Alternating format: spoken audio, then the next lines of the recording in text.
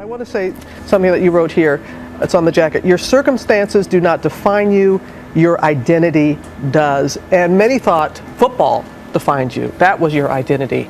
But it has not been. And how did you prevent that from happening? Well, I think it's really understanding what matters, what's important in your life, and having something bigger than just what you do. And when you have an identity that's bigger than what you do, even when that fails or you crumble or someone says you're not good enough or you can't or you won't or you shouldn't, you can still prevail over that because your life is bigger than that.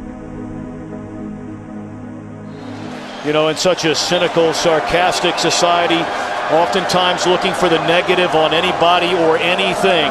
If you're fortunate enough to spend 5 minutes or 20 minutes around Tim Tebow, your life is better for it. I just went out there and we were blessed to win the national championship, and 2 days afterwards I was eating dinner, actually eating grouper at Ballyhoo Restaurant in Gainesville, Florida with my mom, my dad, my aunt, and Coach Meyer. And Coach Meyer gets a call and he's like, all right, bye. So intense. And I was like, Coach, what's that all about? He said, that's Steve McLean, who's our PR guy at Florida. I said, well, what do you have to say? He said, Tim, he just told me that during the game, 94 million people Googled John 3:16. That game just happened to be January 8th of 2009. Well, exactly 3 years later, January 8th, 2012, exactly 3 years later to the night that I put John 3:16 under my eyes, I was playing quarterback for the Denver Broncos in the first round of the playoffs versus the Pittsburgh Steelers. I didn't think of John 3:16 one time going into that game at all. I didn't even know it was 3 years from the night that I wore it. Just went out there and tried to win a silly football game, and we were blessed to win this crazy game. Then came the miracles, a string of improbable late-game victories. But after Tebow engineered yet another impossible last-minute win with this 80-yard overtime pass.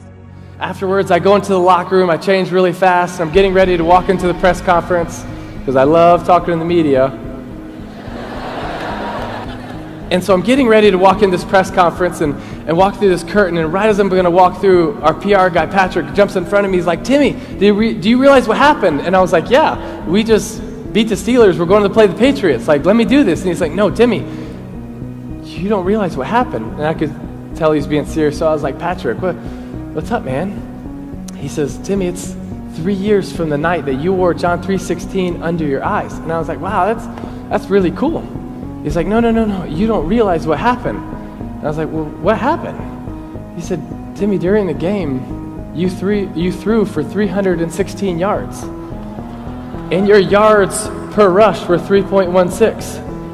And your yards per completion were 31.6. And the time of possession was 31.6.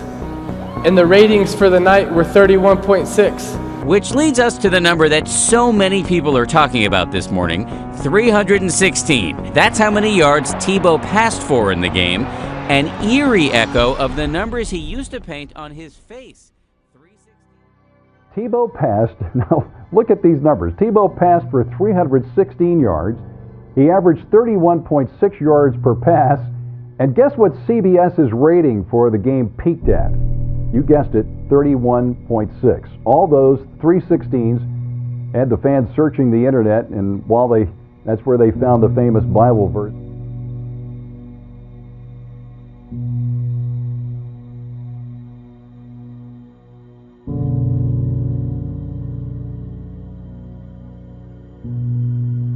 Tim Tebow sometimes painted John 3:16 on his eye black when he was in college at the University of Florida, and that's a practice, by the way, the NCAA has since banned.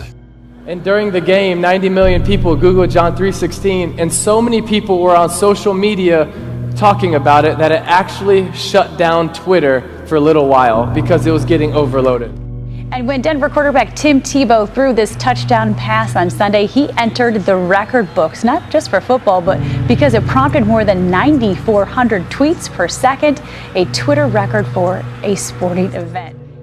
You know, it's crazy. Tebow is actually more popular than Tom Brady. And it makes absolutely no sense because Brady is one of the greatest quarterbacks of all time. Still, in just 3 months, Tebow's popularity has skyrocketed. So you're one of the biggest names in sports right now. I think humility is something that is really hard, but I think humility comes not thinking less of yourself, but thinking of yourself less, meaning try to look for the people around you and what they need and how you can help them and how you can make an impact in their life, because I think the greatest form of love is choosing the best interest of another person and acting on their behalf. And for me, it's to be able to have a foundation of something bigger in yourself, understand what God says about you, that you are important, that you have a life of significance and you have a life of meaning. And when you understand your purpose, that'll totally change your identity. And I was just standing in this hallway getting ready to go talk to the media, and I was just so humbled, and my first thought was, dang, I thought tonight was about a game.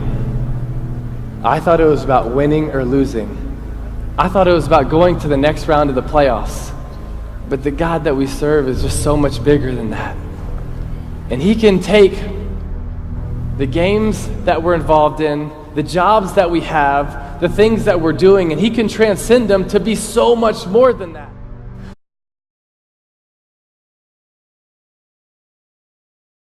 For me, though, I think what I had to realize is there's a verse in Hebrews 10:35. It says, "So then do not forget the confident trust that you have in the Lord, for it will be richly rewarded." And when I read that verse, kind of everything changed for me, because up to that point, I was like trying to find my confidence in like who I was, what I looked like, what social status was, how many friends I had, who my boyfriend was, whatever.